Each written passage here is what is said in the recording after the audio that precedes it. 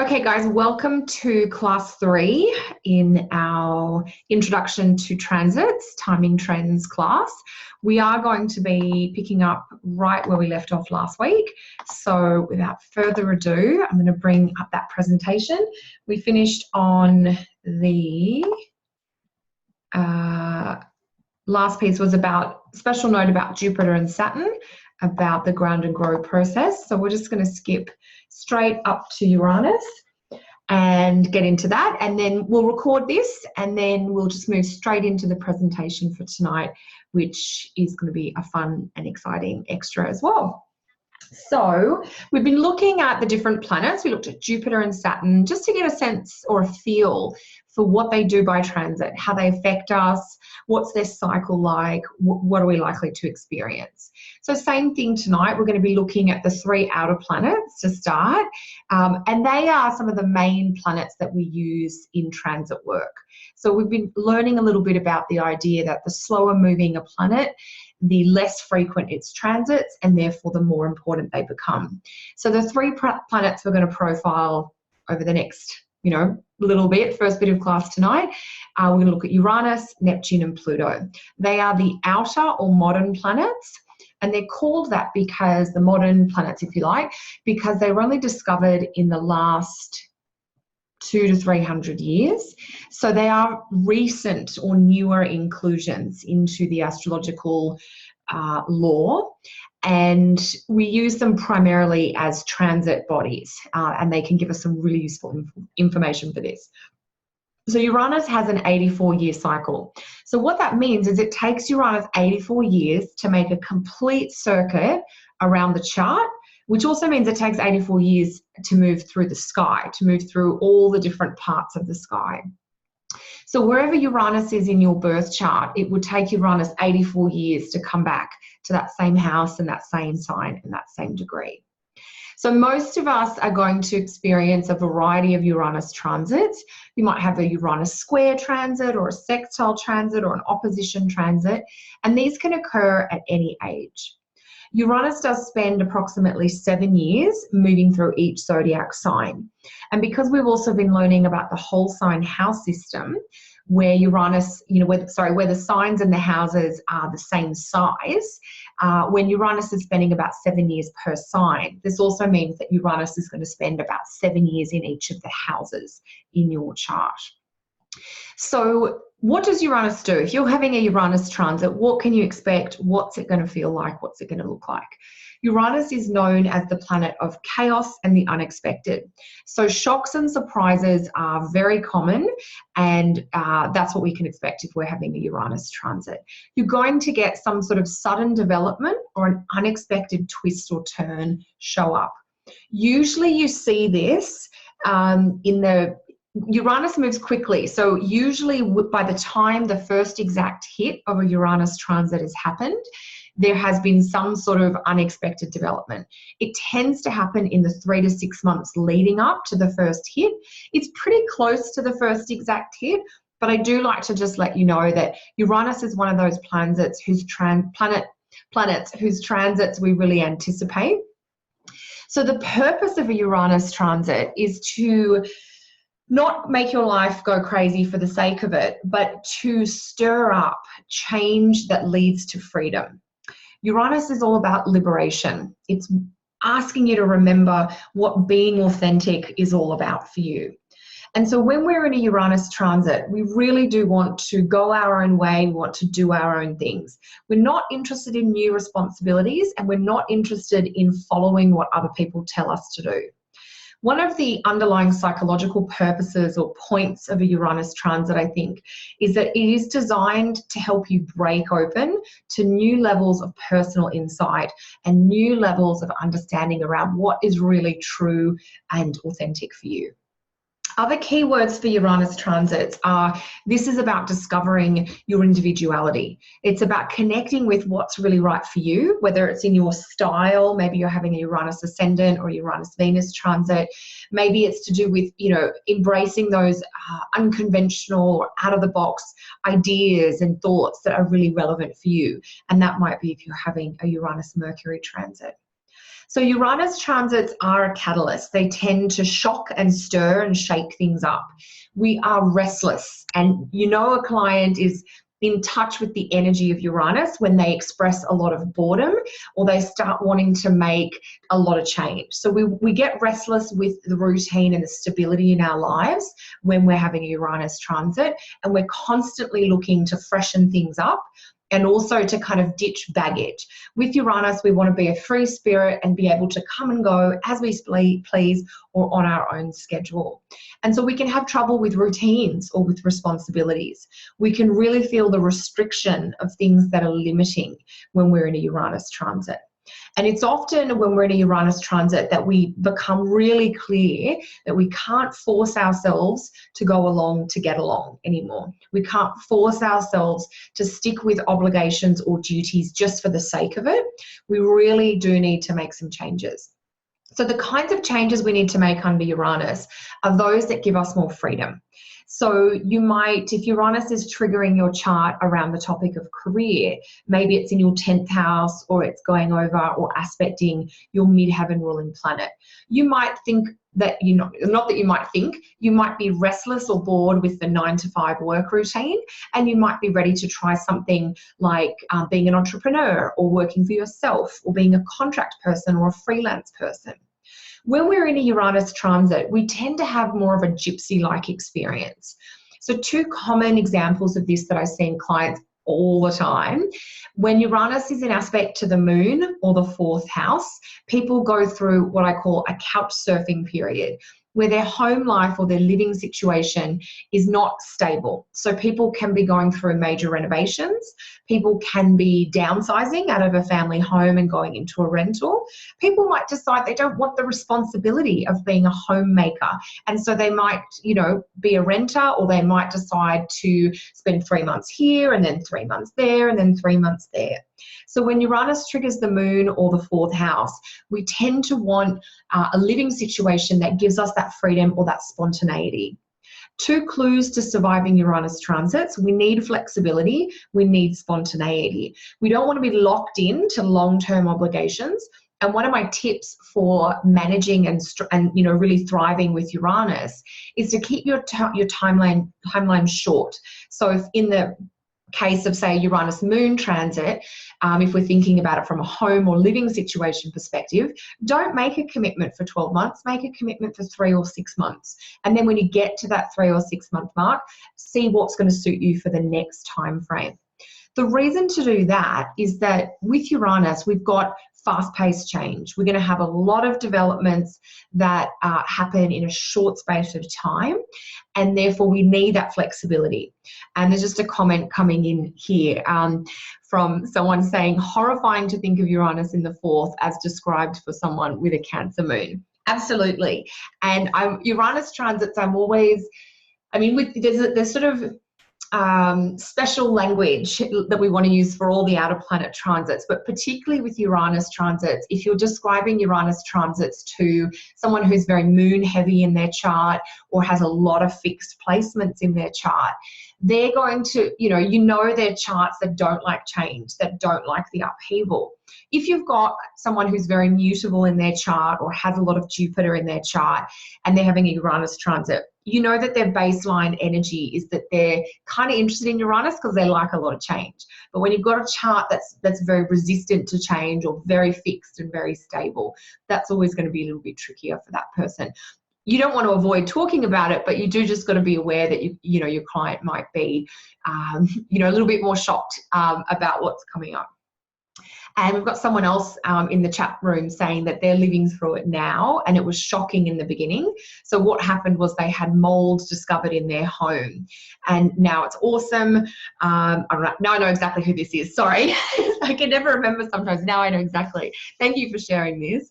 And now it's awesome. So what they've done is they've completely downsized. They've got rid of the house and now they're living in an RV, like a motorhome, and they've got all their stuff in storage. And this is it's a classic example where it's not always that you get that sense of I have to move out of my house because there's a problem. It's not always that, but for some people it will be. But for whatever reason, there's a decision where it's like, we're renting out our house and we're going traveling for a year, or I've always wanted to do 6 months in the south of France. And so, you know, we're going to pack up the home and go and do that. And so there's more movement. That's what the key with the Uranus transit is. It's bringing in movement. Areas of our life that have got stagnant or that we've got really comfortable in a way that's now limiting our growth, they're going to be the areas that bring us that shake up. Personally, I'm a massive fan of Uranus transits because they're like a breath of fresh air and they really help kickstart our evolution for the next chapter. I often also say to clients about Uranus transits, you know, if you think about where you wanted to be in your home, if we use that example, or if we go back to the idea of work, you know, if Uranus is on the midheaven or in the 10th house and you're maybe opting to be a freelancer or self-employed instead of a salaried employee, you know, with Uranus, I say, where do you want to be in 5 years? And then fast track that plan to now, because that's what Uranus is doing. He's bringing dreams that you thought were 5, 7, or 10 years into the future. He's bringing them forward and giving you a chance to go now. And so I think Uranus transits are really fun ones to work with. There is some extra reading that I've popped into this week in the class, in the online platform. There's a fair bit of reading, so don't feel that you have to do it all, you know, immediately, because one of the articles was really long, the one on Pluto, of course, but at least read one of them, the Uranus crises, the Neptunian crises, or the Pluto crises. They're all from this wonderful book called The Gods of Change. The subtitle is Pain Crisis and the Transits of Uranus, Neptune and Pluto. It's by Howard Sosportes. Let me bring this back so you can actually see it. This book goes in and out of print over the years. This is a very old copy, so if it is in print now, it's going to have a different cover.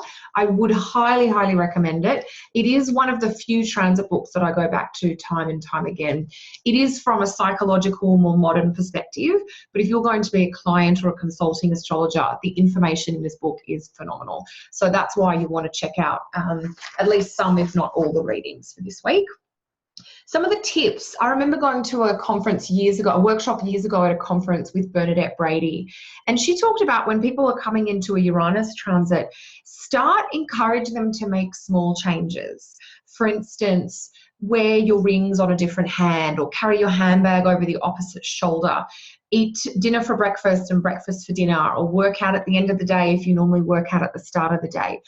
With Uranus, every fibre of your being wants to refresh things and is willing to experiment and to get out of your comfort zone, to get out of that box that we all tend to form, you know, stabilize in. So use more technology is another way to incorporate the energy of Uranus. Break a pattern, get out of a rut, but do think about making a radical change or like a 180-degree flip or spin around at least one area of life when you're in a major Uranus transit.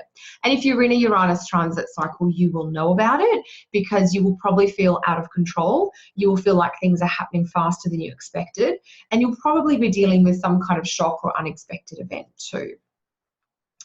And somebody else just saying that they suffered the loss, their spouse passed away when Uranus was transiting their 4th house. And that would be very relevant, particularly for people of a certain age bracket, but I would also think just the shocking nature of Uranus is it could bring something totally unexpected. One of the limitations of working with transits is that on their own, you can't always have a sense of like, is this Uranus 4th house transit an exciting new thing to do with my home, or is it that sort of shocking ending?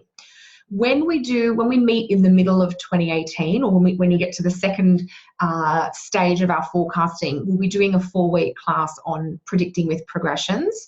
When you learn progressions and you combine them with the transits, that's when you can get really more specific in figuring out, is this Uranus or Neptune or Pluto transit bringing, you know, like the breakdown and ending, or the breakthrough and the new growth. So it's probably the biggest limitation with transits. You can always get the topics and you can get the way they're going to change, but it's not always easy alone with transits to get, are you likely to get a positive or more of a stressful experience?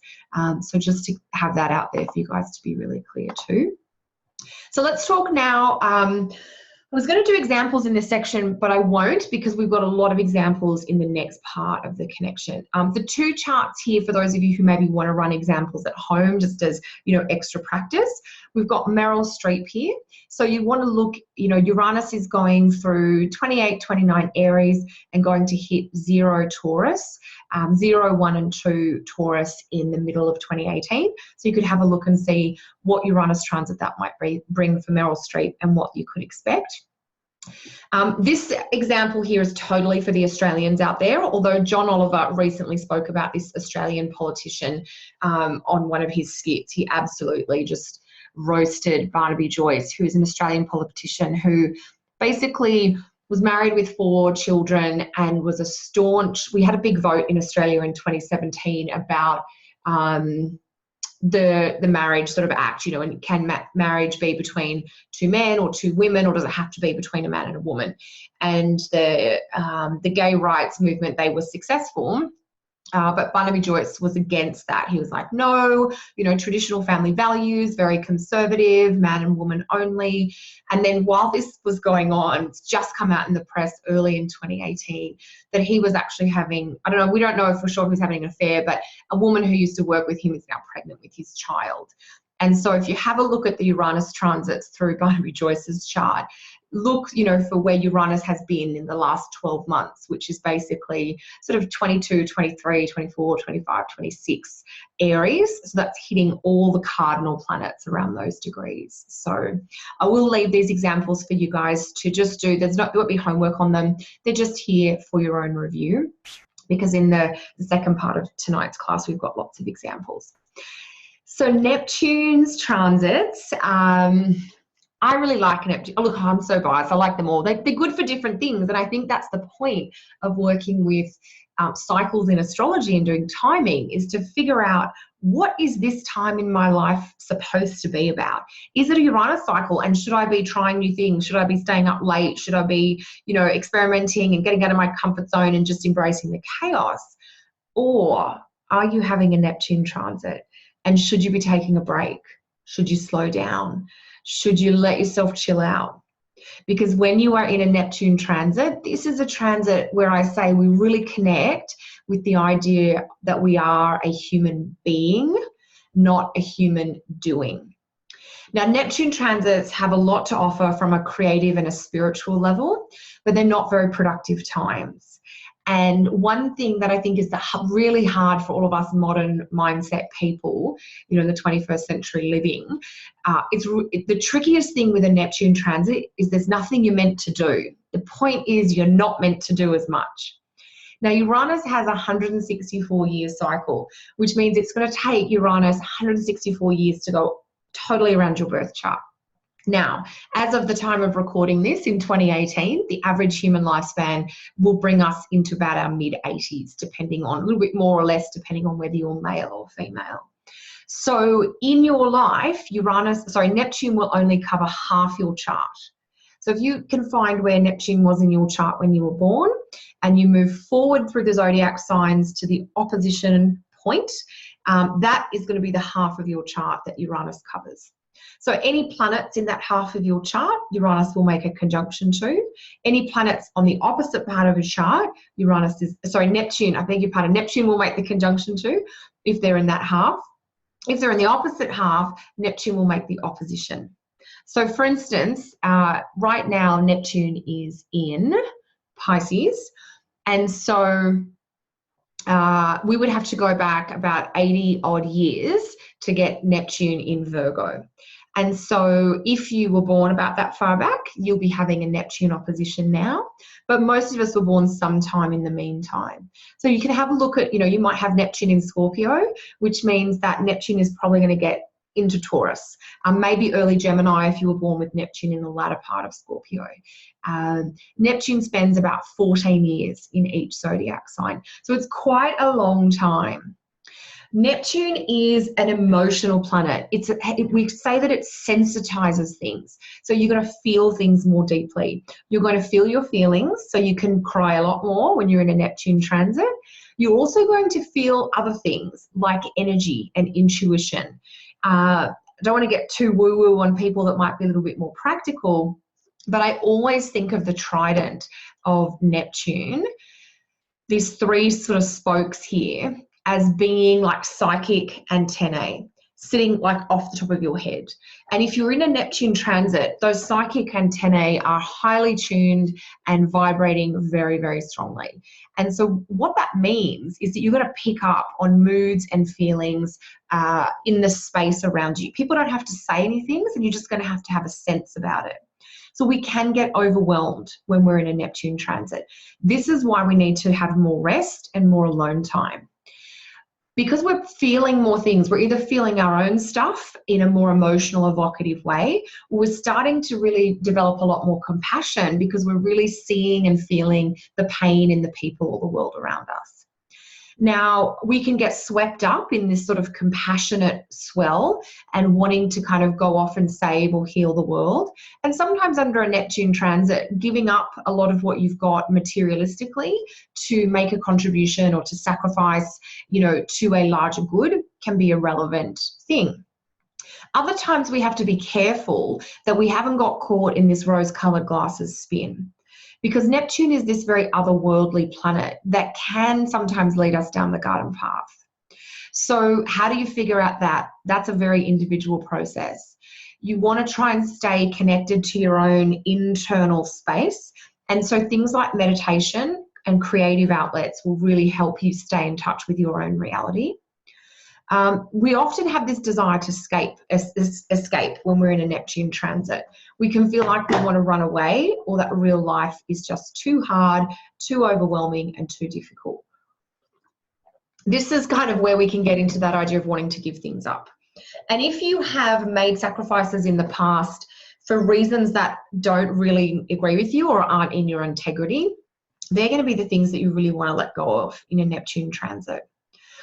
Making major decisions in a Neptune transit isn't always easy because we often have this feeling of a fog descending. And so it's hard to be really specific.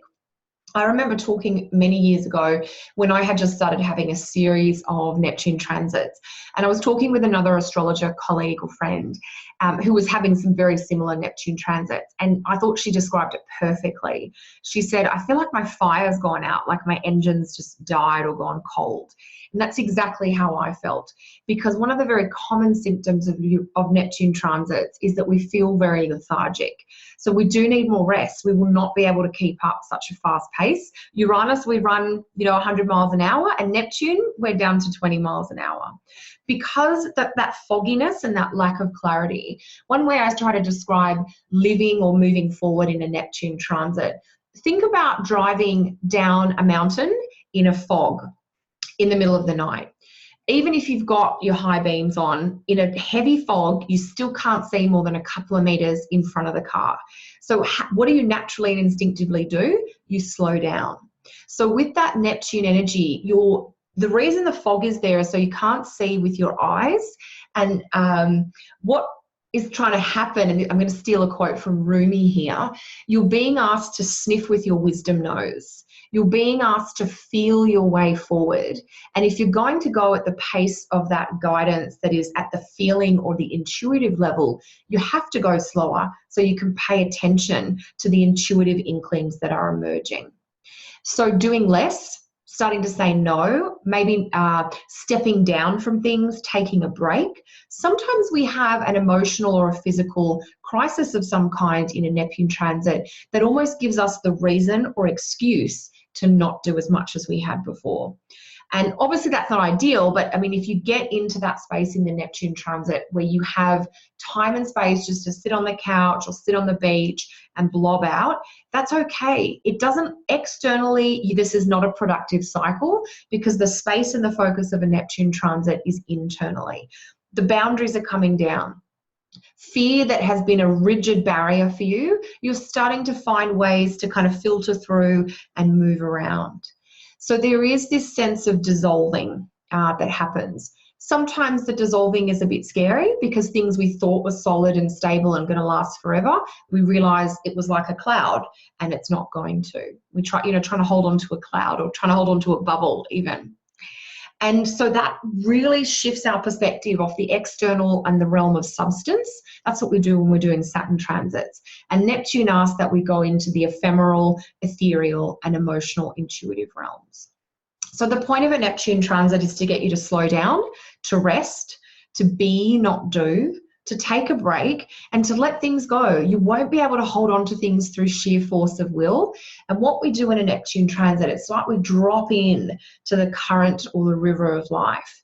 And we have to figure out how we're going to go through life or go through this time when what it feels like is we're on a raft in a river and we've got no way of steering. And I'm not sure that there's a better way to get into that Buddhist sort of non-attachment present mindset than being in a place where you feel like you can't control things. And so that's part of the process with Neptune.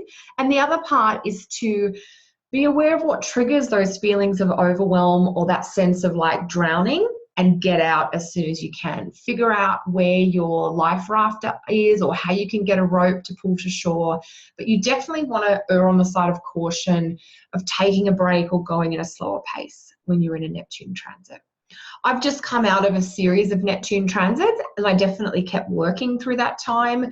But you know, there were definitely moments, you know, a few years back where I really had to just trust my vibes, that there wasn't an answer, that I couldn't think rationally about something. I really had to go with the flow. Because Neptune is about wanting to escape, and I've talked about some really kind of high quality or functional ways to escape, which might be through things like meditation or going on retreat or devoting yourself to a creative project. If you're in a position where you don't necessarily have a chance for that, the other ways that you will try to escape are through things like food, drugs, and alcohol. You know, having a glass of wine is a very Neptunian thing, especially if you're doing it to take the edge off the day, or you are feeling a bit like overwhelmed and you know that having some alcohol or even having that big piece of sugary chocolate cake is just going to give you that food coma feeling, or the buzz of, you know, a couple of drinks feeling, and that dulls the edges, doesn't it? It makes you feel a little bit more mellow. So the idea is to try and get you into that mellow space in the most functional way possible. And that's one of the points of a Neptune transit. It is associated with creativity, because I think one of the things that prevents creativity for many of us in the modern world is this desire to try and figure things out rather than just play our way through.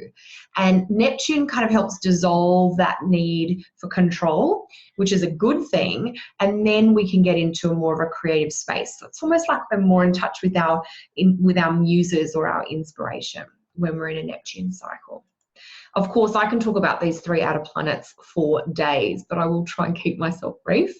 So Queen Elizabeth's chart, I think Neptune's in Pisces right now, so I suspect it is conjunct her Venus in Pisces. So if you wanted to just do some personal reflective work, you could think about what that might mean for her. But I do want to scoot ahead to our final outer planet, Pluto. And, you know, Pluto transits are the ones that bring a shudder of fear into the heart of everyone who discovers they're having a Pluto transit. Pluto transit and Saturn transits, I think, get the worst rap. And that Pluto transits have their place and they have their purpose. They are about transformation, and what transformation means is about death to the old and a birth of something that's new. Pluto has a 248-year cycle. So that means he takes nearly 250 years to go through the entire zodiac. So obviously humans or individual people don't have Pluto returns in the same way that they don't have Neptune returns, because we just don't live that long.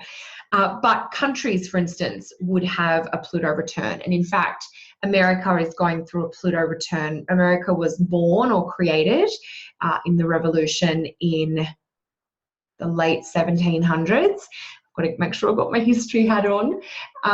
And it was born when Pluto was in Capricorn. So one of the countries experiencing a Pluto return at the moment and over the next sort of 10 to 20 years is America.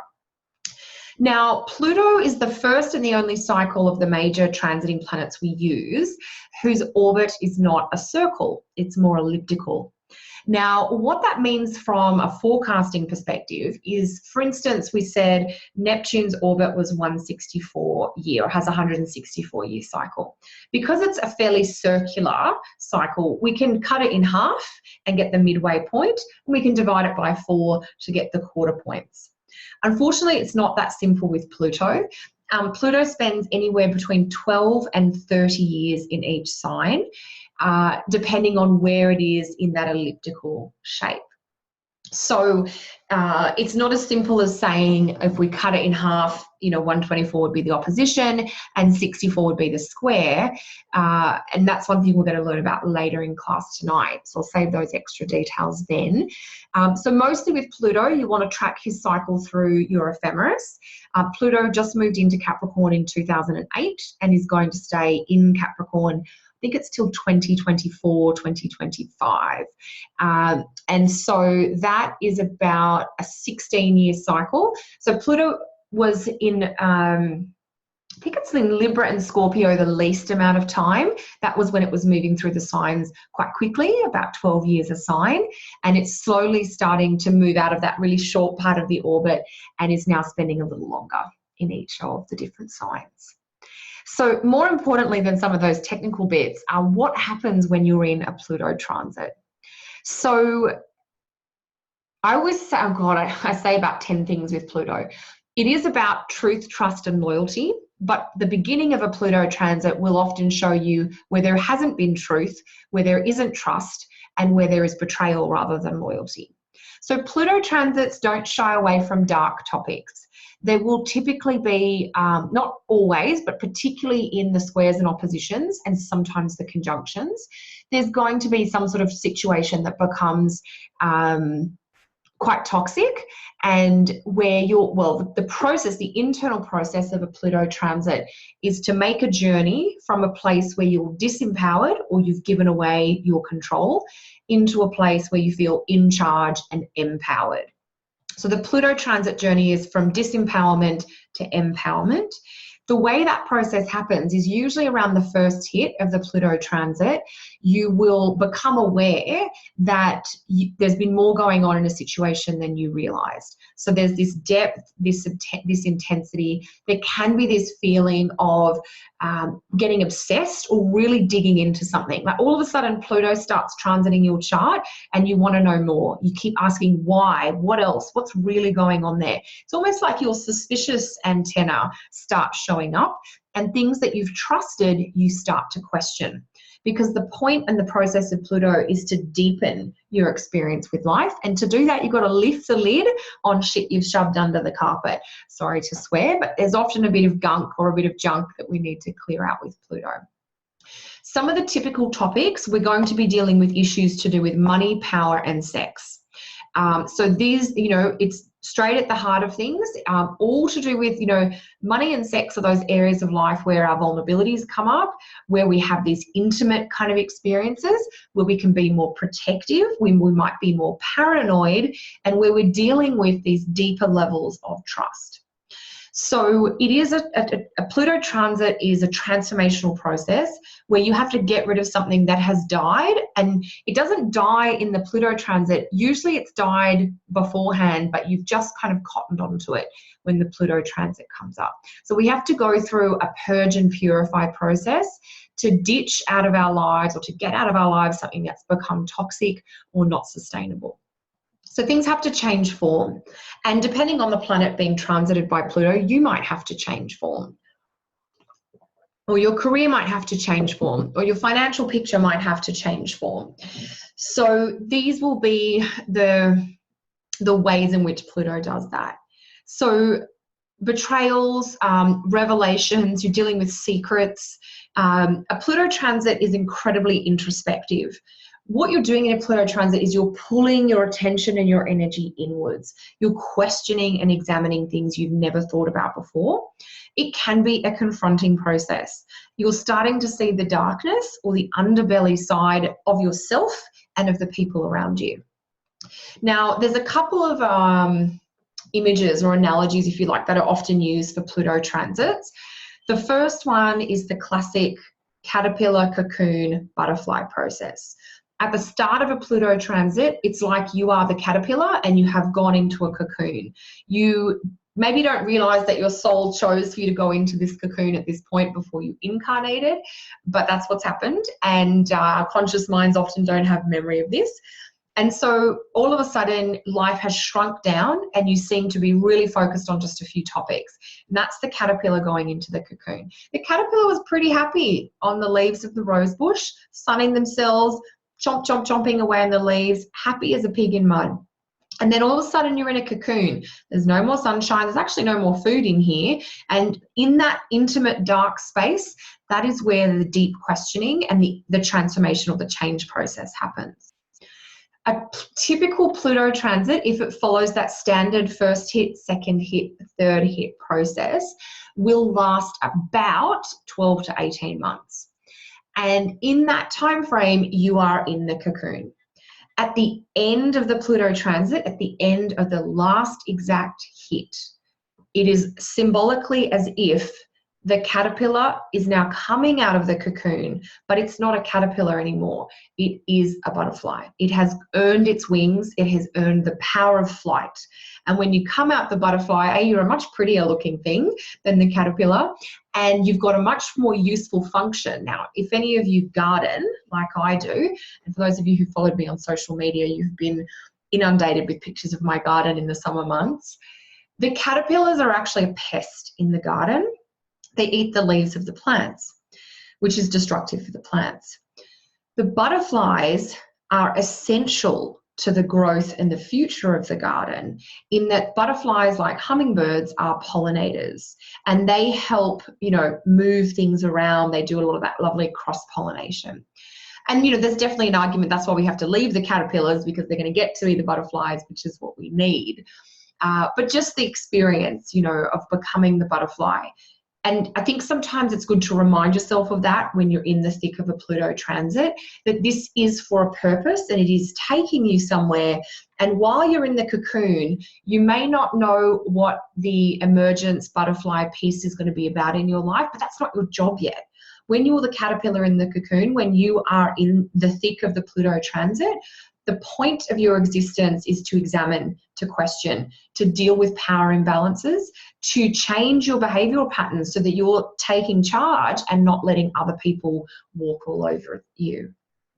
So there is a very introspective process. I often encourage or recommend clients having a Pluto transit to go into some kind of therapy or healing process, because there's a lot we need to deal with about our past and about our own inner gunk and stuff, the fears that might be preventing our growth. They all need to be dealt with while we're in a Pluto transit. There was one other thing that just literally flitted like the butterfly through my mind. But there's a question here. What orbs do you like to use for Pluto, and do you change them based upon luminaries or angle contacts? So I use the same orb for Pluto as I do for all other planets, which I use the exact hit. So I guess that's a 0 degree orb. So if you have a planet at 17 degrees of a sign and I'm timing your Pluto transit, I want to know when Pluto is at 17 degrees, making that direct aspect.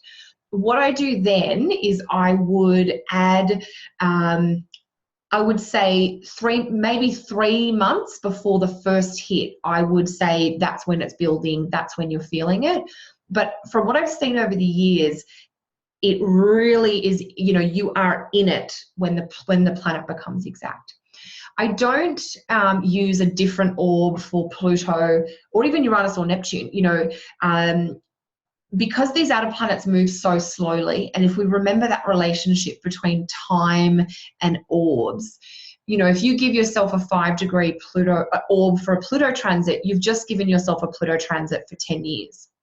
Which is not what my experience shows me to be. So yeah, I think that's a really good question, because we do want to make sure that we do keep our orbs tight. So even if we're using that 3-month build up for the exact hit, before the first exact hit of the Pluto transit, that might be 1 degree orb. So I think if you feel more comfortable with an orb, because I know the idea of exact hit is it's very much a Kelly way, and it's not the way everyone does it. And I do encourage you guys to pick your own way, but I would think a 1 degree orb is more than enough, particularly for these 3 outer planets. So hopefully that helps with that question, and definitely let me know if you guys have more. So we talked about the caterpillar in the cocoon. The other analogy that I use for Pluto transits is the good old bushfire analogy, which I always used to say was a very Australian thing in my ignorance before I lived outside of Australia. But of course, many, many parts of the world suffer from extreme bushfires in the summertime. And bushfires are incredibly destructive. They are, equal opportunity destroyers in that they will just raze everything to the ground in their path. And I don't necessarily think that a Pluto transit raises absolutely everything to the ground, but it tends to raise the core, so it might as well have raised everything. And by raised, I mean not raised up, but R-A-Z-E. It's, burned down, destroyed everything. And when you come to understand how, forests and green spaces work, those bushfires play an integral role that is essential to revitalisation and renewal. And I think if not every chart is going to have every kind of Pluto transit because Pluto's moving so slowly. For most of us alive today, if you can find where Pluto is in your natal chart and you go maybe 4 or 5 signs forward in the zodiac, that's about as far as Pluto will go for you.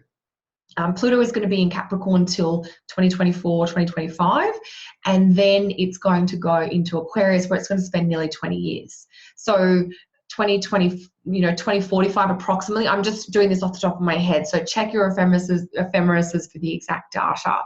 But, for the next sort of 40 or 50 years, we've basically got Pluto in Capricorn, Pluto in Aquarius, and then maybe Pluto in Pisces.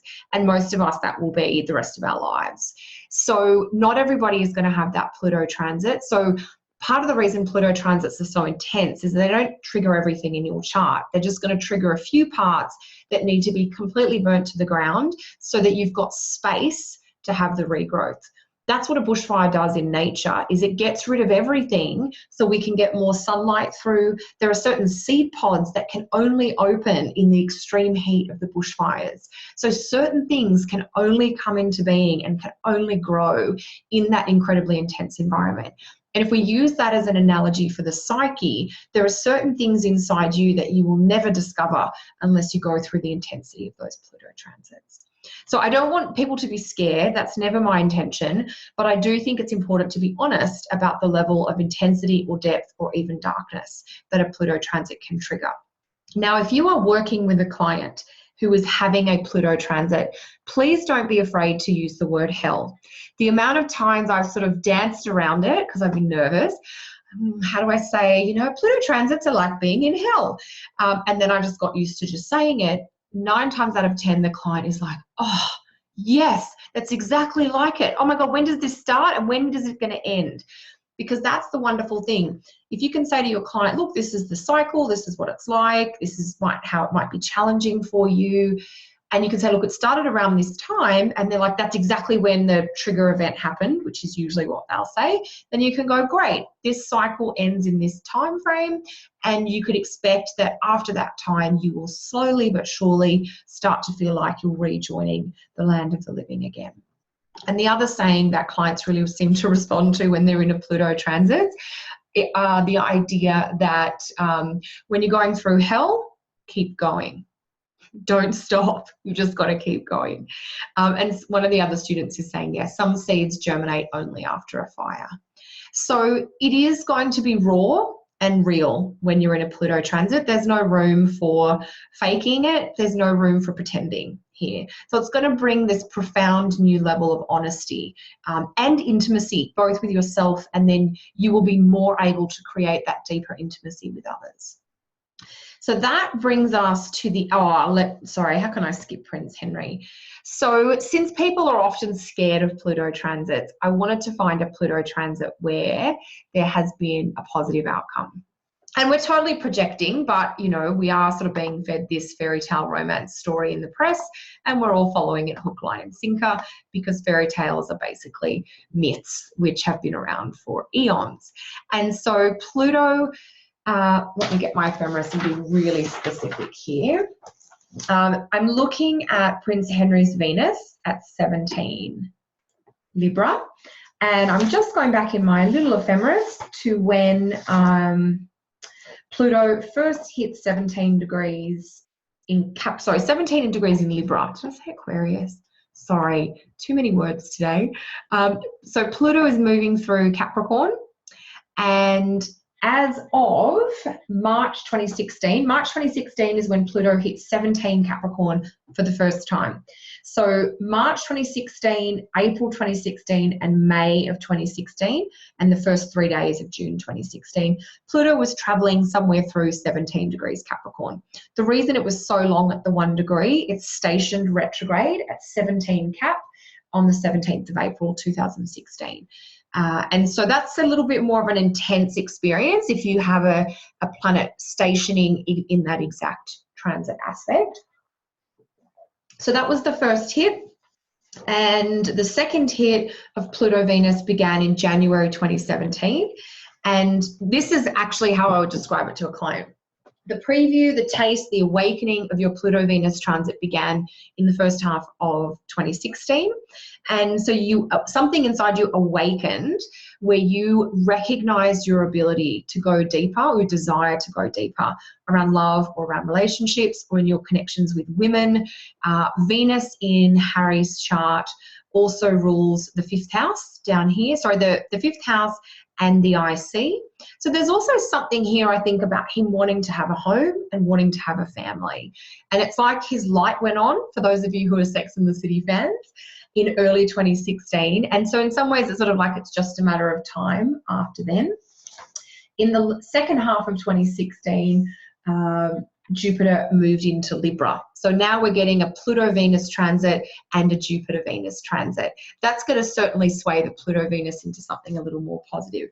But then I would also say, and starting as of January 2017, your Pluto-Venus transit was basically calendar year 2017. So you were in the thick of this transformational, women, beauty, love, relationships, home, family cycle.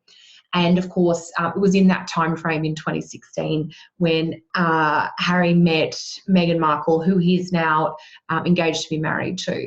So his Pluto-Venus transit basically brought the love of his life into his world. So there can certainly, and it's been incredibly transformational for both of them. They've both had to, go through a lot of behind the scenes shifting and reorganizing and restructuring so that they can be together. So the level of work that a Pluto transit might require is not always going to be about some horrific betrayal to do with money or to do with love or to do with fidelity. It can equally be this breaking open to new depths. So I did want to just show that slightly more positive example. And one thing I've forgotten to mention is that I actually did a really detailed timing blog post on Prince Harry, who's technically his name is Henry, which is why the chart is Henry.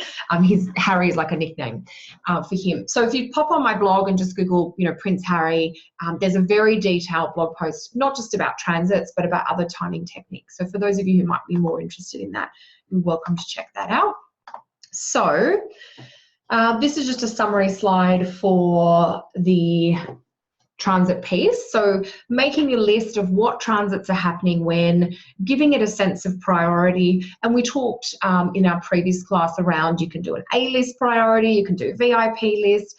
Really what we're looking for is outer planet transits to inner planet. So outer planet as a transiting planet to an inner or personal planet.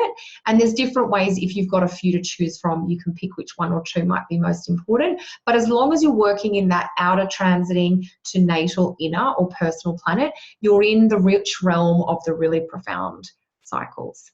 So what transits will happen in and when, which ones are most important for your chart or the chart you're looking at, and then put all your predictive and interpretive powers into those most important transits. So I'm just going to switch the presentations over, which I'm going to do very quickly, but if anybody does have to take a quick care break, now is probably a good time. So we finished week 2. So that, the presentation, if you're looking for the PDF up until now for tonight's class, that was all loaded into week 2. And what we'll do now is technically going to start our week 3 presentation, which is a little bit shorter and full of lots of info. So in this portion of our class, we're going to be looking at transits by topic, and we're going to be looking at age-based versus chart-specific transits. So transits by topic, I wanted to include some information on this in the course, because even though we as astrologers think in transits, we think, oh, that's a Pluto transit or it's a Neptune transit, our clients don't think like that because they're not astrologers.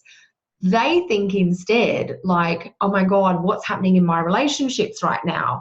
Or what career cycle am I in, because I've just had this amazing promotion and I'm really scared, or I've just lost my job and I didn't expect it.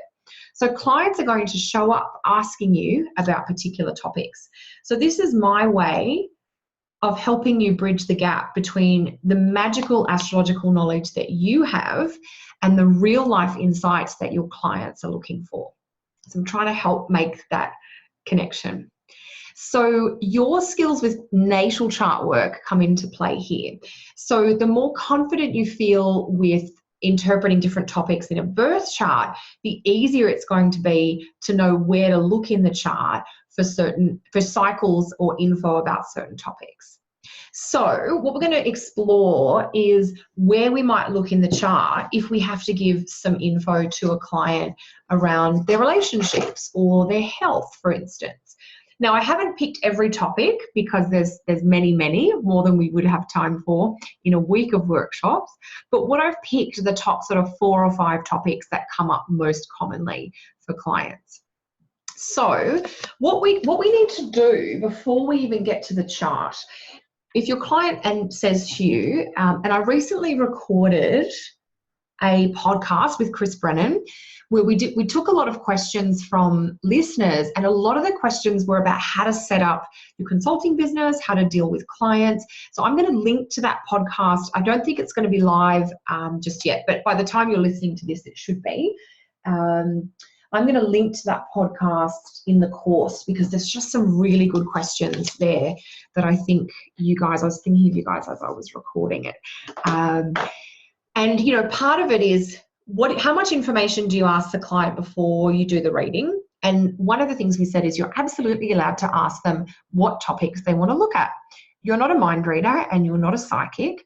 And just like a doctor or a mechanic that needs to know where the problem is to go looking, you're allowed to ask your clients if there's anything specific they would like to discuss in your time together. And you can actually say to them, because I will prepare certain things ahead of time and I will do certain preparations if you want to look at certain topics, but if you don't want to look at those topics, I won't do those preparations, or however you want to phrase it.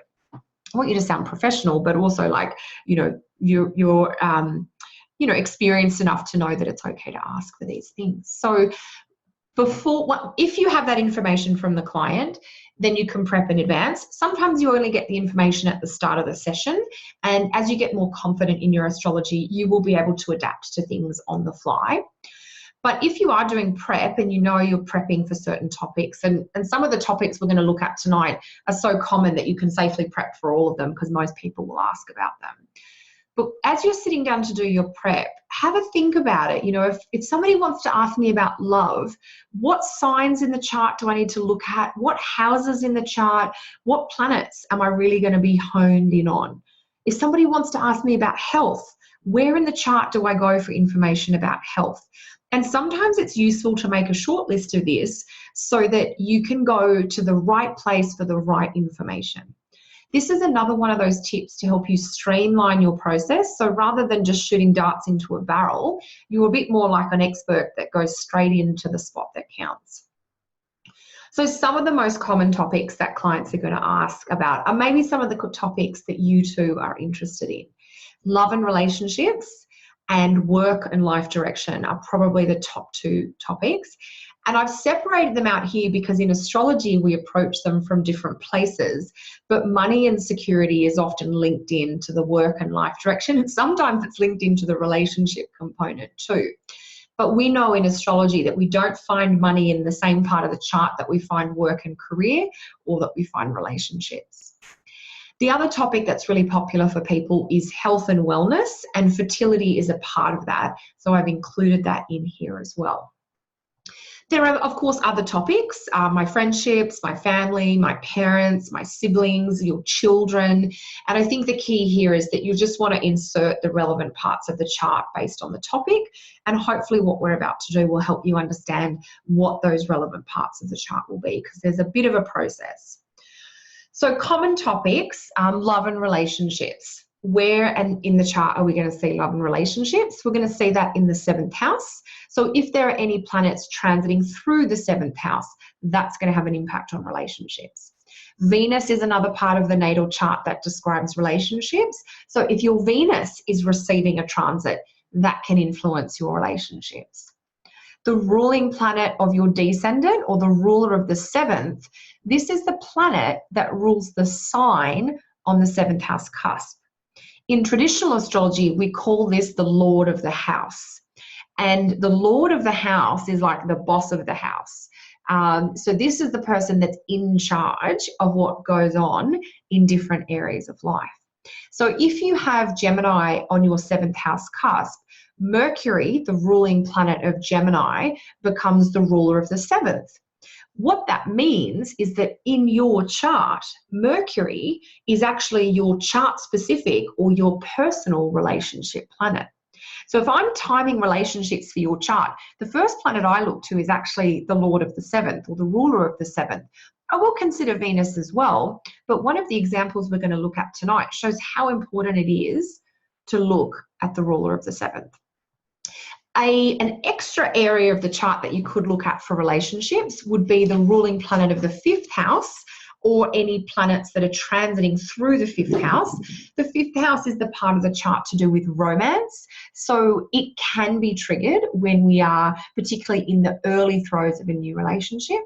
Or if you're in a long-term relationship and you've got a 5th house, maybe Jupiter is transiting your 5th, this could be a reminder to get back into that playful, flirty, fun side of your relationship. Because if, for those of you who've been in relationships for an extended period, you will know that things can get a little bit less fun after time when you're bogged down with responsibilities of home or jobs or family.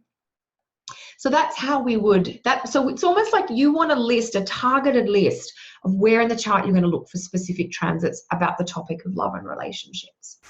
If you're going to talk about work or life direction, the parts of the chart that I would hone in on transits to would be transits to the midheaven. So a planet passing over the midheaven, or even making a square to the midheaven, will be the most obvious ones. Excuse me. A planet transiting through the 10th house, and there's something missing here from this list, the ruler of the 10th house and also the ruler of the MC. So that should be in there as well. So if your midheaven is in Capricorn, Saturn would be an important planet around career for you.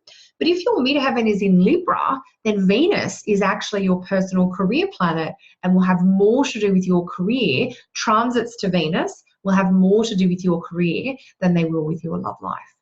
When we take this house rulership approach, we're really personalizing the planets to the chart in question, because it's a little bit general to say that Venus is love for all of us when Venus is responsible or lord or lady of different houses in each of our charts.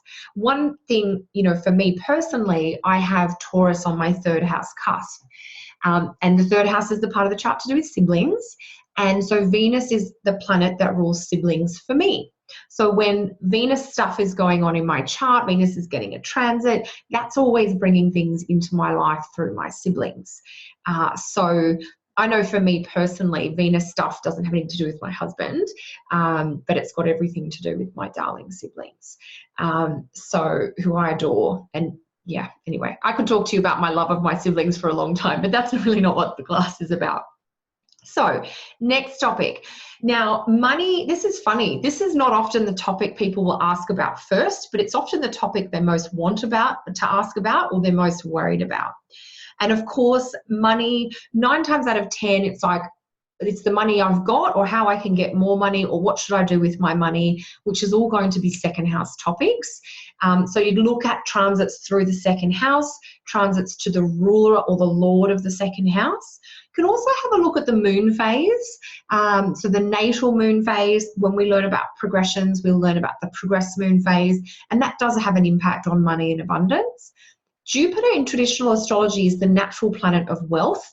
And so if somebody does have some questions about finances, having a look at transits to natal Jupiter can be really important. Or have a look at if they're receiving a transit from Jupiter. That can be nice too.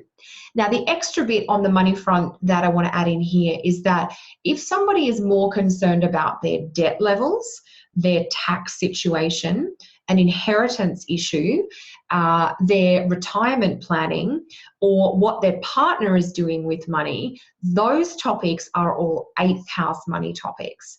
So if somebody says to you, I think my husband's about to go broke, or I think my wife is, cheating me out of cash, or what have you, that's actually going to be an 8th house money topic, other people's money, and very specifically money from relationships rather than a 2nd house. So if you're talking about that kind of couple money, if you're talking about an investment or an inheritance or debt, I'm drowning in my debt, that's not going to be a 2nd house thing, that's going to be an 8th house thing. So you look at the 8th house and you look at the ruler of the 8th house as well. So what we're talking about here, just to recap, all these points that I'm saying, these are natal places, and what you're looking at is, are these places receiving a transit? And the final topic here on our sort of hot 4 topics is the health, wellness, fertility piece. And we kind of have to look at 2 parts of the chart here for health and wellness in general. So wellness and vitality come from the 1st house and the ruling planet of the 1st house. So if our ascendant ruling planet or our 1st house is receiving a big transit, that's going to compress or limit our vitality for a period of time. It might bring a wake-up call, oh my God, I need to take better care of my health. The 6th house and the ruling planet of the 6th house are the planets and the house that actually talk about some of our illnesses or our physical weak spots. So a big transit through the 6th house can definitely highlight our health, as can a transit to the ruler of the 6th. So we just sort of have to look at the connections around the 1st and 6th house and their ruling planets. The moon is also the main planet to do with health and the body in astrology. So for everyone who wants to talk about anything to do with health, the moon is always going to be the first and most important planet you look at in the natal chart. If you're looking specifically for fertility, you probably don't need to look at the 6th house, but you definitely will want to look at the 5th house, which is the children or the baby making sector. The moon phase can also give you some more info on the health and wellness front. And I think you could also add in transits to the sect light. Now, you're already looking at the moon for everyone, but if it's a day chart, you could certainly look at major transits to the sun as affecting vitality, or potentially bringing in a health problem or an illness or a sickness of some kind that kind of runs the length of the transit. And look, each of these topics we could do a whole weekend workshop on. So this is just a drop in the ocean, but it's a getting started point for you guys. So set yourself up for success. Consider where you might generally expect to see transit activity based on the topics being asked about, but don't limit yourself to this. Look in those places first. If somebody wants to ask about relationships, look to the 7th house, look to Venus, look to the ruler of the 7th, but do take into consideration everything that's happening. For instance, in a heterosexually oriented person's chart, this is it sort of only works in the binary approach, so I want to just be mindful of that. But if you're looking at a woman's chart and you're looking at some relationship stuff, and her partner of choice is male, it can be appropriate to look at transits to Mars to describe what she is experiencing from the significant men in her life. The opposite holds true, that if you're looking at a man's chart and his partner of choice is female, that you can look at transits to Venus to show what he's experiencing from the significant women in his life. So there are some of these little extra quirks and things, but this process will definitely get you on the right path. So what I'm actually going to do now, so the rest of this segment, so the rest of our time together today, we're actually going to work through some examples. I shouldn't say we, I'll do the work, but I want to show you what this looks like in action. What does it look like if we're looking at a chart around career and life direction? So we've got 3 examples. 1 is a career example, and 2 are relationship examples. And 1 is the happy relationship example, meeting your soulmate. And another is the sad relationship example, you know, going through a breakup and a divorce. So I wanted to show, you know, a few different options here. So let's go back in time to 1936. This is one of my favorite example charts to use for timing. And we're going to be looking at a very famous chart from someone who went through a major career and life direction cycle in 1936. So for those of you history buffs, this year might be ringing a bell. So we're talking about career for this person. So what we're going to do is work the process. What planets, houses, and chart factors are we looking for? Now, we don't need the chart yet because we already know career is 10th house and the midheaven. The ruling planets of the midheaven and the 10th house, they're going to be what we focus on, although we'll be open to the chart adding in whatever little extra juicy bits it wants to throw in. So we would gather the data, what transits were happening relevant 10th house, midheaven, and the ruling planets thereof in 1936 for this person, and then we would do our analysis and our interpretation. What's going on and what does it all mean?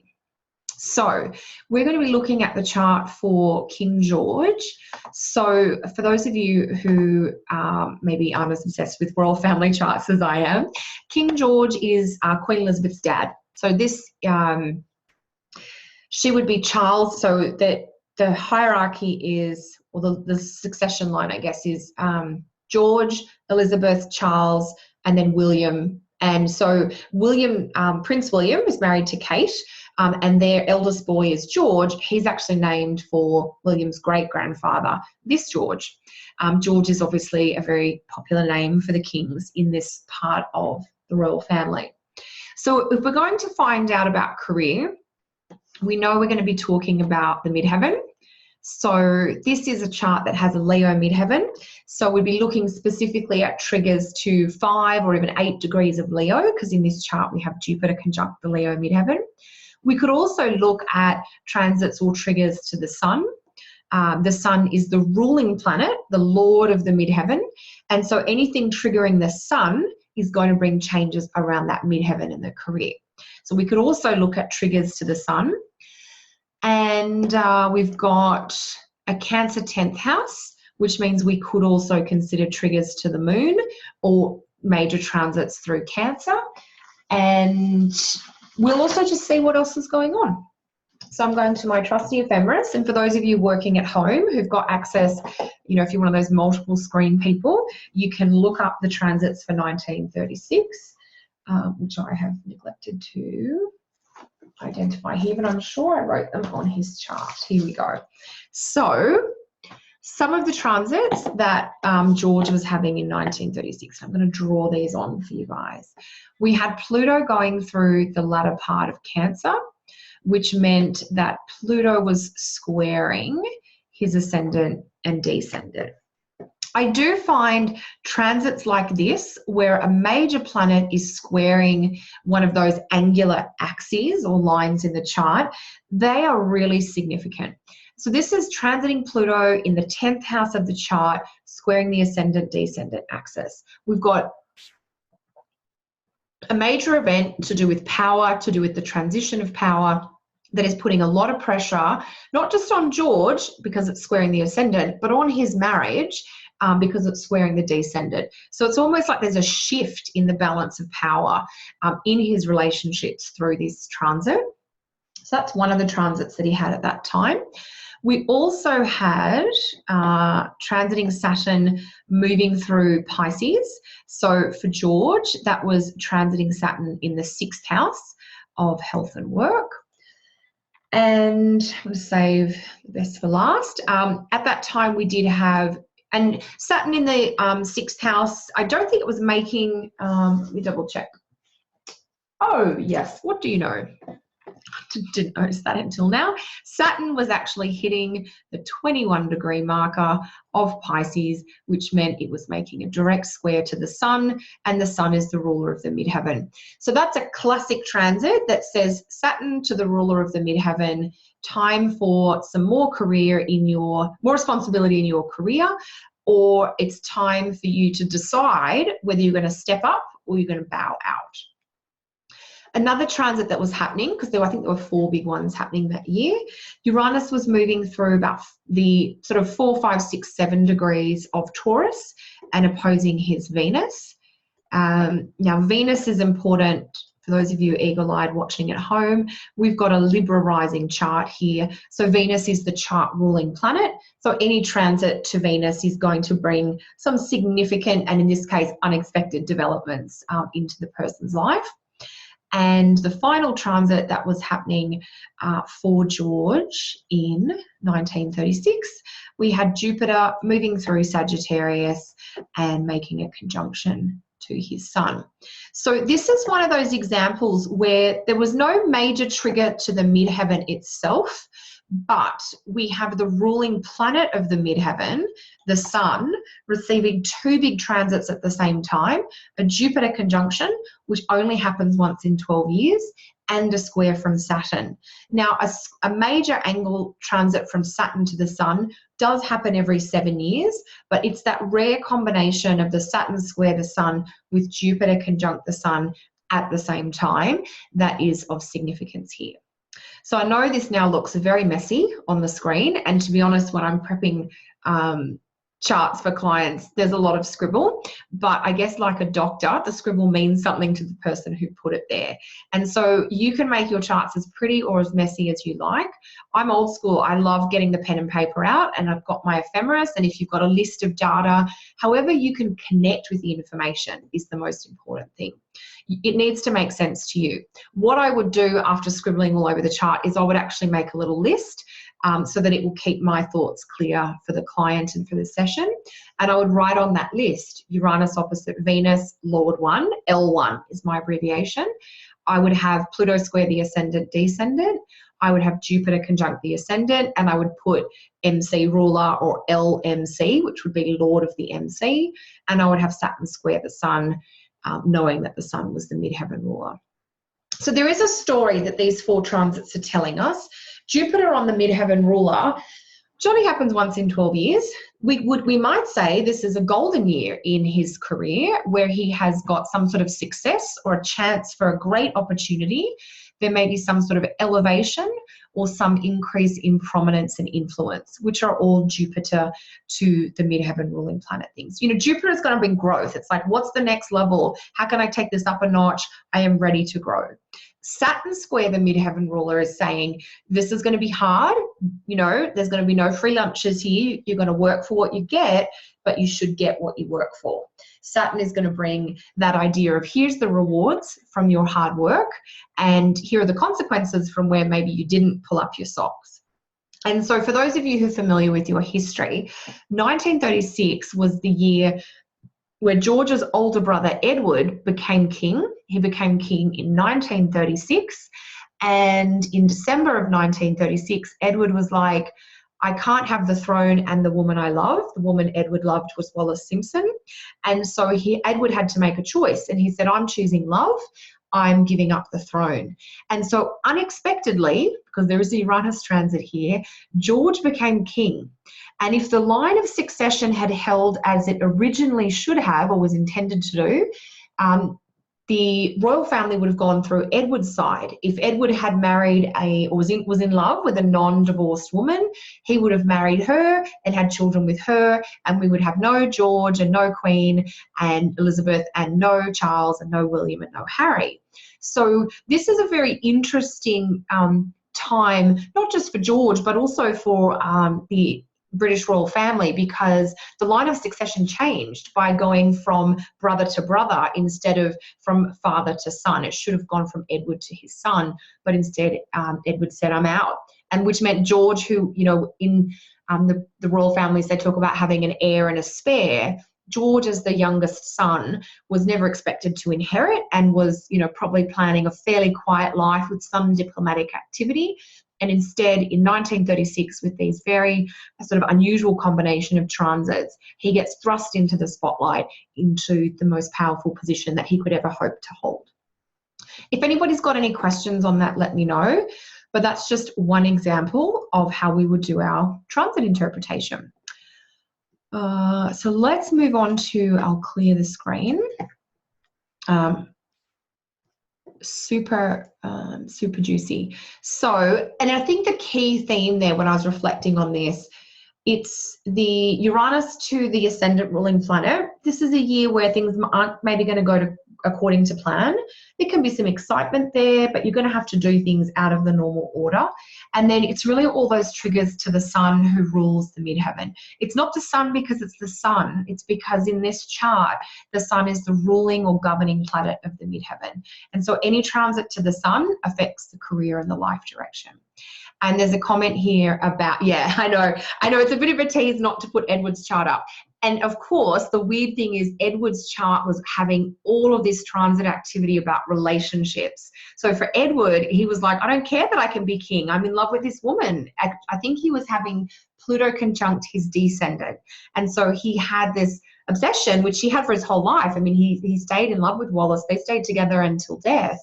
And so, yeah, there was some super juicy transits in Edward's chart. So, yes, it's definitely fun to look at. And if you're on, for those of you who are using free online software for your charts, which I highly recommend, astro.com is where you can go and get free charts. But if you Google Astro Data Bank, you can actually pull up the charts of all the royals. It's a great resource. And then you can go back. Yeah, absolutely. Edward became king automatically on the death of his father because the roles are inherited. So in January of 36, George and Edward's dad died, which meant that Edward became king. But from the get-go, there was this uncertainty about whether Edward would give up his mistress. Edward was a bit of a player, and he sort of moved in this fairly kind of circle where there was loosey-goosey kind of rules about relationships. And Edward was actually never had a coronation. So he was king for a while, but he sort of wasn't king in the most official way.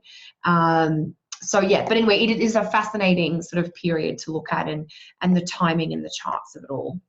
Super interesting. So that is just one cycle about career and the principles you can sort of apply in any situation. So this is the happy love example that we have coming up. Meeting someone special. Where are we going to look? 7th house, Venus, ruling planet of the 7th house. And these are all famous examples tonight. So if you're, you can always do more research.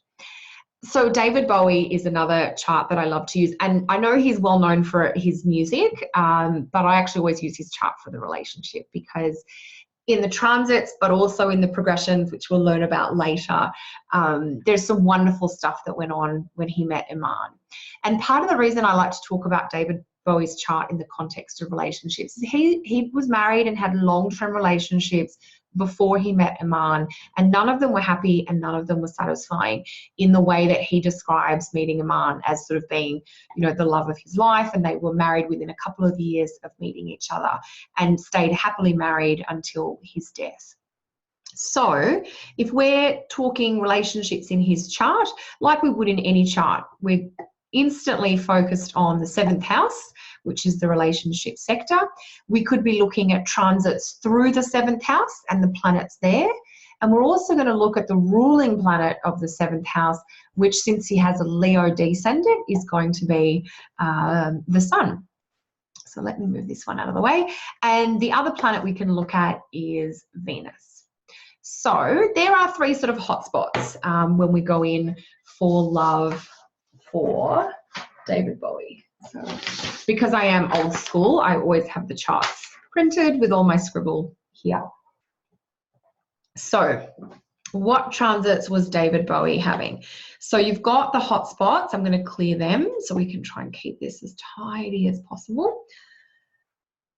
So we had Pluto in Scorpio. Pluto was hitting the mid part of Scorpio in 1990. So David and Iman met at a dinner party in 1990, and they made their first public appearance as a couple in November of 1990. So I usually use that latter part of 1990 as the timing period because as far as I have dug and looked, I have not been able to find the exact date of the meeting. So Pluto is moving through sort of 16, 17 degrees of Scorpio, making a sextile over to the Sun Mars. And we're interested in the Sun because the Sun rules the 7th house. Another transit that's happening, this is where I get to show you how Saturn transits can be good for us. Saturn was actually moving through Capricorn and conjunct that Sun-Mars conjunction in 1990. The other transit that was going on is that we had Jupiter moving through Leo. So Jupiter was moving through the 7th house of relationships. So here we've got the intensity of Pluto, but a gentle version of Pluto because it's a Pluto sextile the Sun. And this is what I mean by pay attention to the sextile and trine transits from these outer planets, because it's like you get the positive version of those planets. You know, if you get a square or an opposition from an outer planet, you're going to get some of the more cliche or potentially challenging version of those transits. But if you've got a sextile or a trine, you get the good stuff. So Pluto sextile, the relationship ruling planet, we're going to get a relationship that's got that depth and that intensity and that passion and that magnetism in a functional way, maybe in a way where it's reciprocated, or in a set of circumstances where both people can act on it. The contrast to that might be like a Pluto opposite Sun transit, where you meet someone that you're really drawn to, but they're married to someone else. Or you meet someone, you know, but you're just not in the right circumstances, for instance. But the Pluto sextile can be powerful in that more uplifting way. We've also got Saturn conjunct the ruler of the 7th. That's a once in 30-year transit that says, I'm ready to get serious and make a commitment. I'm ready to do the work. I'm ready to be the partner. I'm ready to show up. I know what I want and I'm prepared to go for it. So in addition to that Saturn, we have Jupiter going through the 7th house. Now we do get Jupiter transiting through our 7th house every 12 years, but it is only once in every 12 years. And again, this is why you do want to always have a look and see what kinds of combo of transits do we have, because a Saturn transit on its own or a Jupiter transit on its own may not have the sort of power that a Saturn and Jupiter transit at the same time. Now, you're not having the same Saturn and Jupiter transit. They're triggering different things, but they're triggering different parts of the chart that speak to and influence the same topic. So the Jupiter 7th house is like, I'm open, I've got this sort of magnetic, charming quality, I've got opportunities in romance and relationships, I've got a generous vibe, I'm ready to give, I've got choice. Saturn on the Sun is saying, let's be selective, let's look for substance. And Jupiter in the 7th is saying, yeah, let's go for it. So that's the combination of transits that David Bowie was having when he met Iman. And that led them happily down the down the aisle and into the happily ever after. So just an example there of how those combination of planets, and I think that Pluto is nice just to give that depth. So it's obviously not superficial. Excellent. So we'll go, if anyone's got any questions about any of the examples, definitely let me know.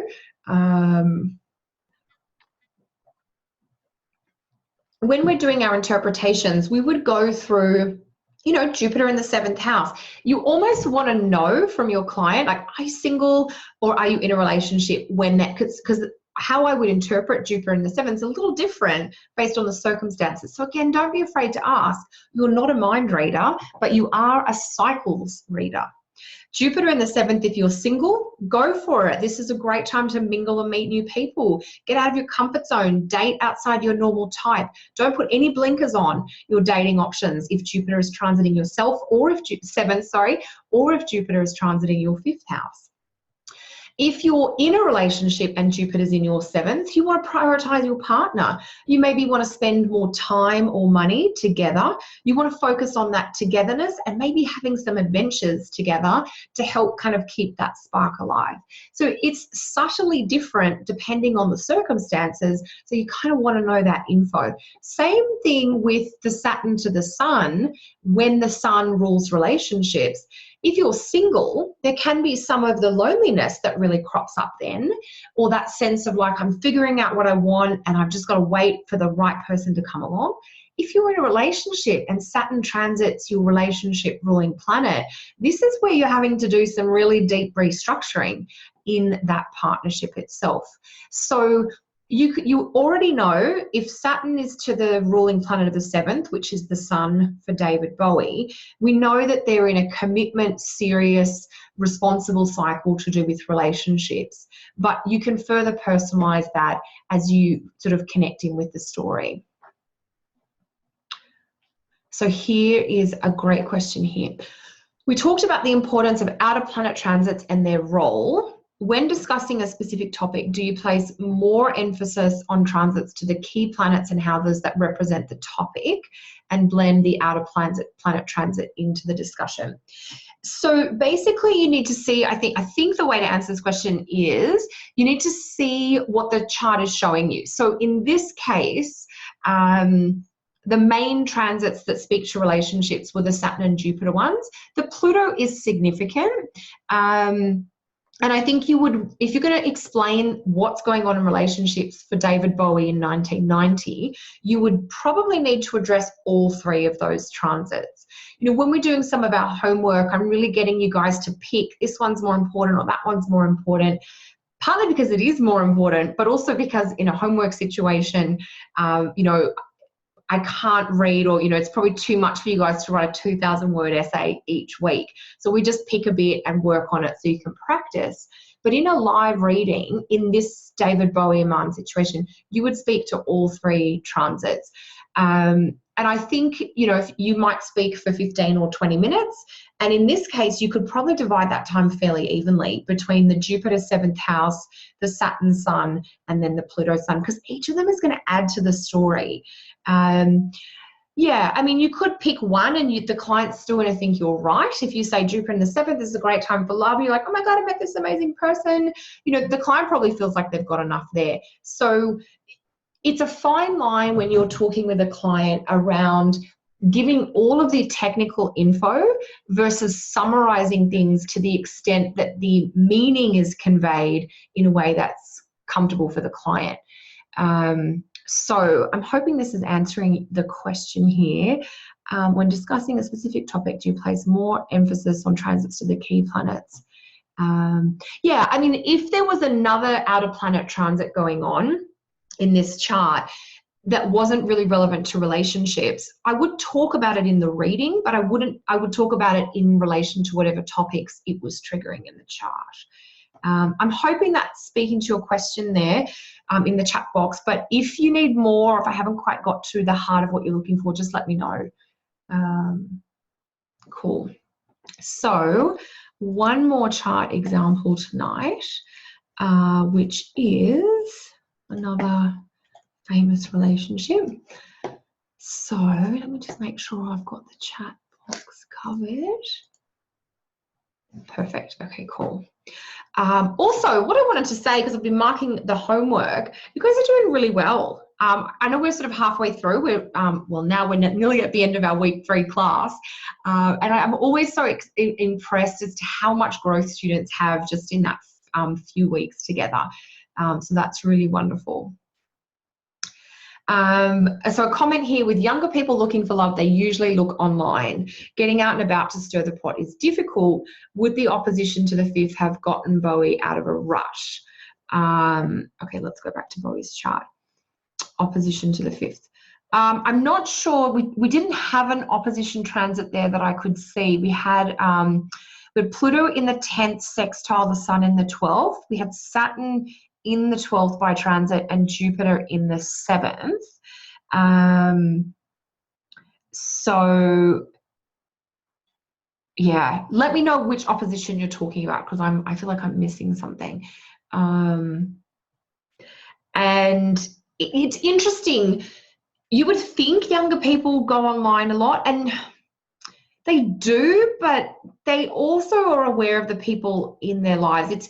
I'm always struck by, you know, the people of different generations that are online dating and the people that aren't. And I'm always surprised. Like someone in their 50s or 60s, like, no, I'm online dating all the time. And then somebody in their 30s is like, I can't stand it. So it always surprises me what avenues people sort of look for. Would Iman have had a Pluto influence in her chart that made the Sun connection to Bowie? Yeah, so you can definitely go into the relationship astrology and side of it and look at what was it about Iman specifically that David Bowie cottoned onto at that point in time, because this is a really good point. What we actually find in the chart is you are ready to meet someone, and then who comes along, how does their chart plug into yours? So when we do our relationship module, and I'm not sure if that'll be later this year or early next year, we would look at that type of thing, because if I can't remember Iman's chart, partly because I don't think we actually have a birth time for her, but in a synastry or a relationship situation, I always say if you've got a birth time for one person, that's usually enough. So you could put her planets around his chart, for instance, just to see if there were any nice juicy synastry aspects. And yeah, so you could definitely have a look at that for sure. And then you can sort of do the timing between the synastry chart. I'm just reading the chat box here. Yes. And so I think this is a comment about those people who do look for love online and cannot think of looking around at live people. They may be missing something. It may just be that it's more appropriate to their personality. Certain personality types are really comfortable or prefer the kind of less exposed style of online dating to start, in the sense that they're putting themselves out there, but they're not out there fully. Yeah, so it's an interesting thing to kind of consider for sure. So let's do our final example. So this is for Gwen Stefani. So she was married, I never remember her ex-husband's name, for a long time to a man who was also a musician. And they had a very public split in August of 2015. Gavin Rossdale, thank you. I'm like, it's G something. So we're just going to have a look at her chart and see what was going on. We know what the event is. So to a certain extent, we're working backwards. We've got the chart, we've got the astrology, we know what the event. It's not as simple as we're trying to make the transits fit, but we're just looking what kinds of transits can be going on in someone's chart when they go through a bit of a breakup like this. And really, when you start doing predictive work, a lot of what you're doing is that working backwards, and that's how you guys build up your understanding of the planet cycles.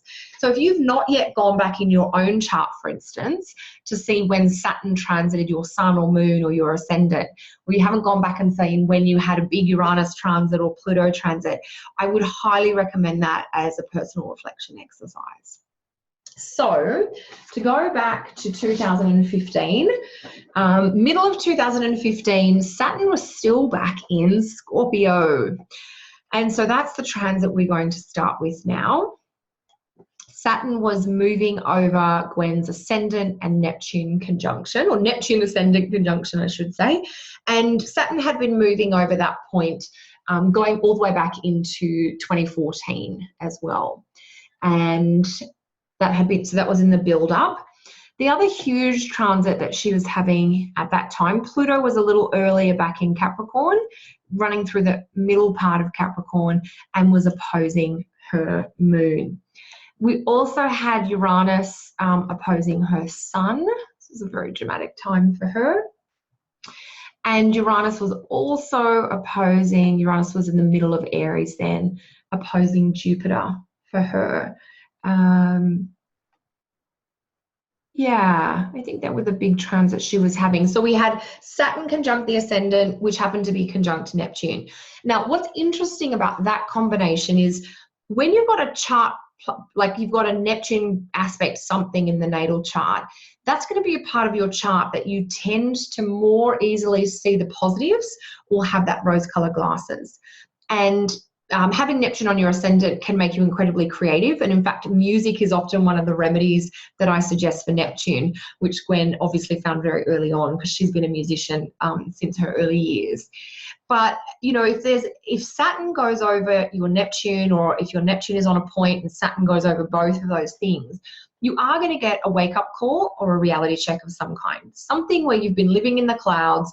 It's like you've got to come down to earth with a bit of a thud and smell the bacon and see things as it absolutely is.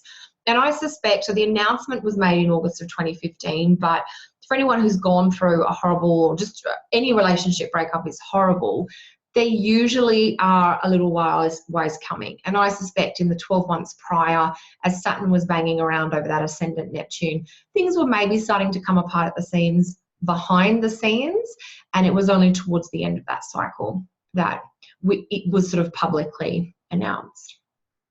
Pluto opposite the moon, there's a huge amount there around the trust and the betrayal piece. One of the topics of the moon, you know, can be home and it can be family. So, you know, something can break, or we can discover something we didn't know, we didn't like. We individually can be ready to take things to a deeper level, but a partner isn't always in the same place at the same time. So there's a lot of compassion that we can have there, that idea of like the fire raising through around home and family, potentially.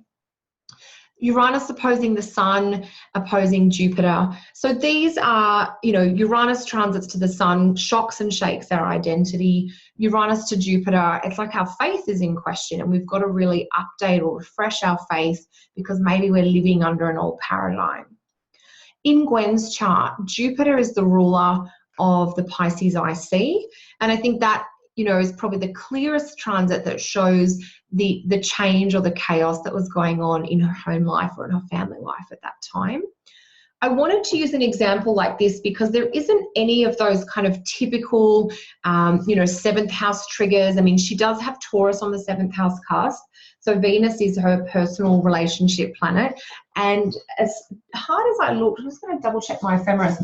There was a big Neptune transit coming up, but I don't think it had hit by then. No, Neptune had only got up to 9 Pisces. So it was only, Neptune was about here, still opposing, not quite up to the opposing. I actually think the Neptune opposing Venus was the next relationship, Blake Shelton. But because the breakup had certainly happened before that transit had kicked in. So even though, and this, because of the process we've been working through tonight, you know, get a sense of where you think you'll find things transit-wise, but be open to what the chart's telling you. This kind of upheaval, Saturn on the ascendant, Pluto opposite the moon, Uranus opposite the sun, nothing is the same. I mean, this is tricky because we're having a major Pluto transit, we're having a major Uranus transit, and we're having a major Saturn transit. So that is huge, and many, many things changed for her during that time. She was a judge on The Voice, you know, she wasn't doing her normal music stuff. So there's a lot that can change in a person's life, not just to do with the relationship, if you like. Or the relationship can be one small piece of a larger change process. So I just wanted to put that example in there, that as much as it's good to have a process, we do need to be open, and we need to interpret what's there at the end of the day. Yeah, I'm glad I didn't have to bring this up because, of course, you know, I love all this stuff. So somebody here is saying, according to the tabloids in the chat box, Gavin was cheating on her repeatedly. And if you listen to her song, she's deeply wounded by men cheating. Absolutely. And so, and I think that's what the Saturn-Neptune, Saturn ascendant transit is like. It's like you've been living in a fairy tale, and for whatever reason, you've been comfortable here, or you've, you know, but Saturn transits are like, you have to just bring this honesty in. Yeah. So I think it's beautiful to see the creative expression coming through. So yeah, because I think it was very messy. And then when did her new relationship start? And this is a kind of upheaval. You know, part of the reason to show you some of these examples is it's not as simple as, oh, Pluto is transiting this one part of my chart and that's all that's happening. So often is we get these 12 or 18 months periods in our life. We have a number of things happen at one time and everything just kind of explodes and has to be updated and changed. And then, you know, it's calm for a number of years. And all of us living, we know that. We know we have times in our life where we're just kind of cruising and there's day-to-day stuff, but, you know, it's not too deep or confronting. And then there are other times where we feel like we're on a bit of a roller coaster. So some examples there just about how we would find the info, and then we would have to do our interpretation. And the goal when we're making what I call the interpretive statements is we're looking to come up with anywhere from sort of 4 to 7 points per transit that we can share with the client. So for instance, you know, if Saturn's on the ascendant, what are 4 to 7 things we could say about that? Saturn on the ascendant, it's time for you to take responsibility for getting your needs met. Saturn on the ascendant when the ascendant's conjunct Neptune. Is there something you haven't been honest about with yourself, or is there an area of your life where you've been giving someone the benefit of the doubt and that's not really working out for you? Saturn on the ascendant could be, we need to clarify your identity for the next 30 years. Who are you going to be? What are you going to stand for? What are you wanting to commit to? And what do you need to stop or end? What have you outgrown? So these are some of the points that you can bring up. You know, Pluto opposite the moon.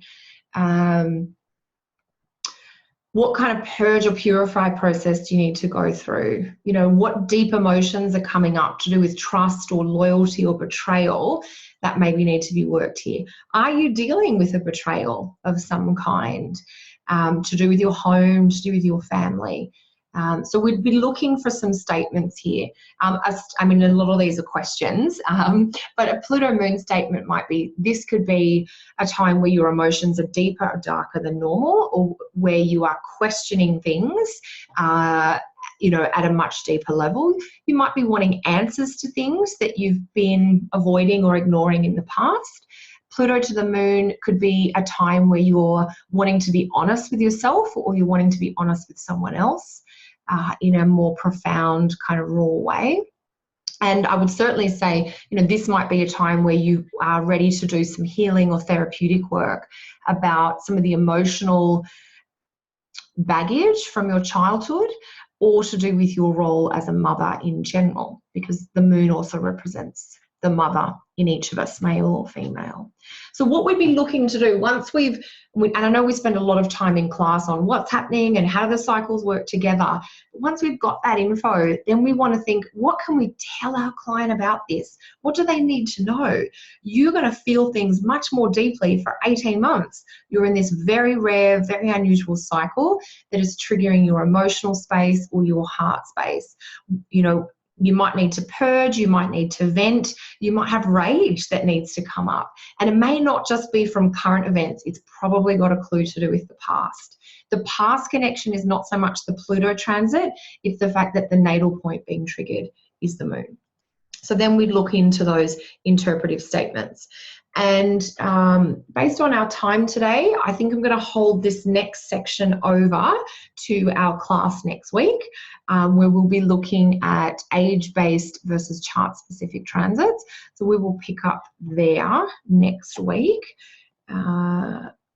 which is great. So we got through all our examples tonight. That was my number one goal. So how are you guys feeling? Any questions or comments at this point before we wrap up for tonight?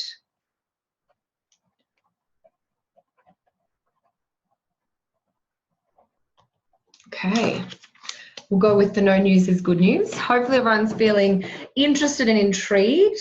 So between the material delivered in this week's lecture and the reading you've got, there's definitely going to be some deepening of your understanding of the ideas and the interpretive insights that you can use, particularly with those outer planet transits, which are huge.